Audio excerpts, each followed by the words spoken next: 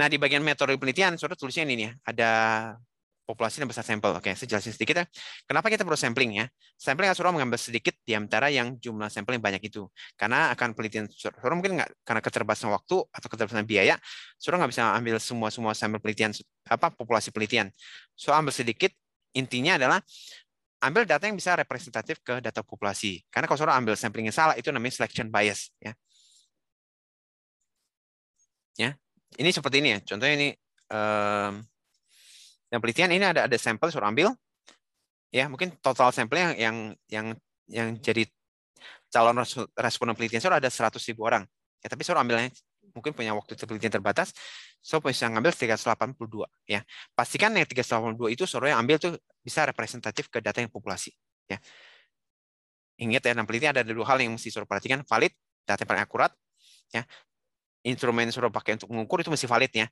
Contohnya kalau saudara mengukur untuk timbangan emas, ya pakai, mau jual emas ya pakai timbangan emas ya. Mau mengukur tentang diagnosis COVID ya pakai PCR, itu yang paling precise ya. Kalau pakai antigen bisa nggak? Ya bisa, tapi akurasi lebih rendah ya. Mau pakai yang tes antibody bisa juga, akurasi lebih rendah lagi ya. Nanti saudara sesuaikan nih. Tentunya kalau ingin penelitian saudara mungkin nggak usah menggambarkan yang paling valid ya, tapi dengan tools yang ada, saudara mungkin bisa menjelaskan kalau tools saudara mungkin mampunya beli alatnya ini, dengan budget penelitian saudara punya mampunya ukuran pakai alat ini. Ya udah, nanti yang penting saudara menyadari keterbatasan penelitian, nanti tinggal dituliskan. Yang kedua, selain valid itu mesti datanya mesti reliable artinya konsisten ya. Kalau orang ngisi penelitian ini, contohnya untuk penelitian yang radiologi, orang mengukur membaca hasil scan pada saat kena COVID ya, apakah dia orang positif COVID atau enggak, itu pastikan hasilnya itu bisa konsisten. Yang baca misalnya dokter spesialis, yang radiologi semua ya. Oke, ini populasi target, populasi terjangkau, ini sampel. Contohnya populasi target. Ini target pasien yang untuk pasien pneumonia ada 60 tahun terjangkau ya.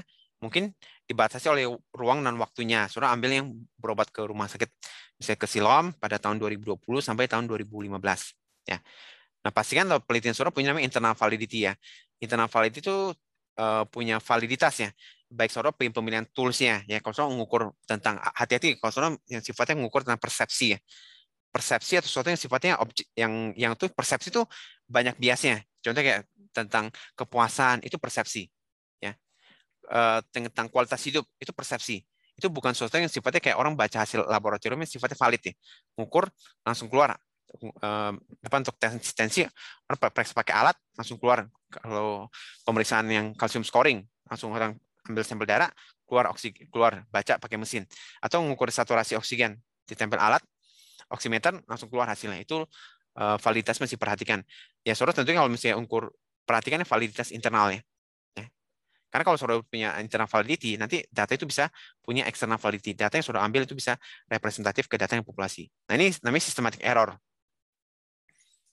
Ini saudara observe-nya di sini ya. Tapi sebenarnya yang truth-nya sini. Itu namanya systematic error. Kesalahan yang terjadi karena masalah desain studinya salah ya. Kalau seorang ingin mengukur tensi ya, tensinya mesti dikalibrasi dulu ya. Air raksa mesti dikalibrasi dulu ya. Yang kedua namanya kesalahan yang terjadi karena random error. Sampel suruh ambil itu tidak mewakili data yang dipopulasi ya. Ini truth-nya adalah sebenarnya di atas sih. Tapi soal ambilnya dapatnya yang di bawah ya. Pertanyaan adalah kita kadang nggak tahu mana yang penelitian kita random error berapa persen. Karena kalau kita nggak membandingkan dengan data yang real ada. Ya masalah kita yang real kita nggak tahu the truth-nya seperti apa. Oleh karena itu dalam penelitian saudara perlu membandingkan penelitian orang lain ya. Nah, random error itu bisa dikurangi dengan cara kita tingkatkan jumlah sampel size, atau dengan cara ambil sampelnya dengan cara yang random. Kalau systematic error itu hubungan dengan cara saudara desain penelitian ya. Saudara kalau untuk pakai tools atau alatnya ingin mengukur tentang kuesioner tentang misalnya tentang memori jangka pendek, ya pastikan saudara pada saat mengisi kuesioner responden kondisi tenang dan bisa menjawab dengan objektif ya. Nah, teknik pengambilan sampel ada dua ya. Ada non probability sampling, tekniknya non random, non probability. Yang satu lagi namanya probability sampling ya. Kalau yang non random Artinya, chance untuk terpilih sebagai subjek penelitian itu tidak sama antara setiap responden. Ada yang judgmental sampling, ada quota sampling, confidence sampling, snowballing sampling. Saya jelaskan satu-satu ya. Namanya ini non probability sampling, ada saudara ambil sampel ya, calon responden saudara pilih dengan cara setiap orang calon responden itu nggak punya chance yang sama untuk terpilih sebagai subjek penelitian ya. Ada yang namanya judgmental sampling. Ini probability sampling. Saya jelaskan satu-satu nih. Ini namanya confidence sampling ya. Tekniknya dengan cara gini loh, saudara ambil punya kriteria inklusi eksklusi, kemudian saudara ambil sampel tanpa ada kriteria inklusi eksklusi yang terlalu ketat ya. Itu namanya confidence sampling. Saudara misalnya saudara ambil pasien di RSUS ingin menilai tingkat kepuasan pasien berobat selama menggunakan pakai BPJS. Saudara kumpulkan sampelnya ada 100. Kemudian saudara nongkrong di lobi tiketnya pendaftaran. Kemudian pasien sudah daftar, pasien lagi nunggu saudara wawancara ya, ambil sampel. Sampai sampel saudara terkumpul namanya confidence sampling. Kalau judgmental sampling itu tekniknya hampir sama dengan confidence sampling, tapi ini ada kriteria inklusi eksklusi, ada restriksi yang lebih ketat. Contoh ya, saudara untuk mengambil calon responden, saudara perlu namanya tanya itu ada beberapa pertanyaan checklist. Apakah Anda sudah berobat sini lebih daripada 3 kali? Karena itu yang paling cocok untuk bisa menilai kepuasan. Apakah Anda menggunakan BPJS berbayar atau apa? Anda kelas berapa? BPJS kelas 1, kelas 2, kelas 3. Misalnya orang menilai hanya untuk pasien yang BPJS kelas 1. Nah, ini yang namanya judgmental sampling. Ya. Kalau ini ada teknik yang lain yang namanya lebih yang probability method, itu simple random sampling. Ada yang stratified sampling.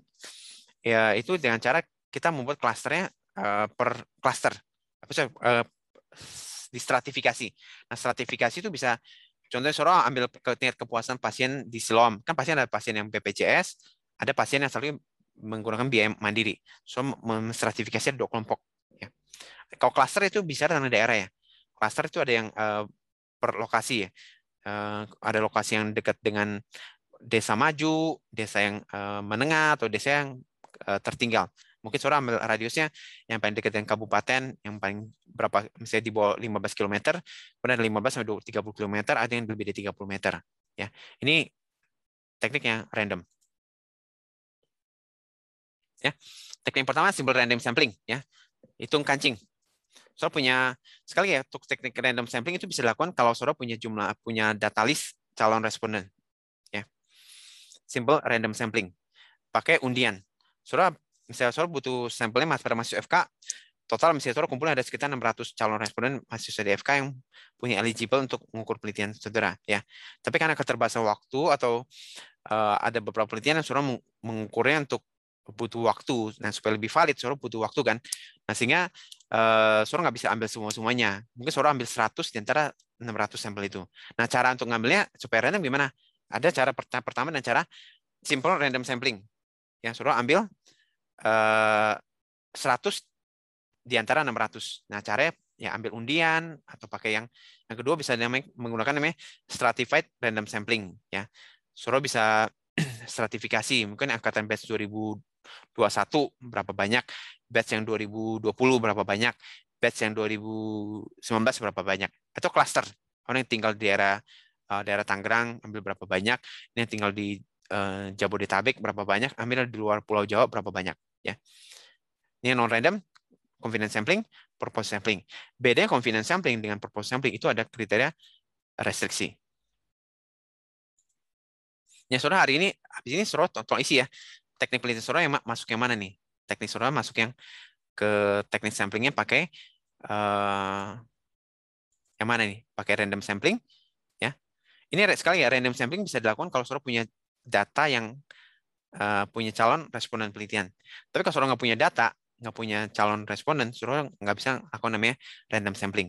Atau saudara mungkin melakukan random sampling, perlu dibuat pemetaan dulu ya, yang nomor 1 nomor sekian berapa.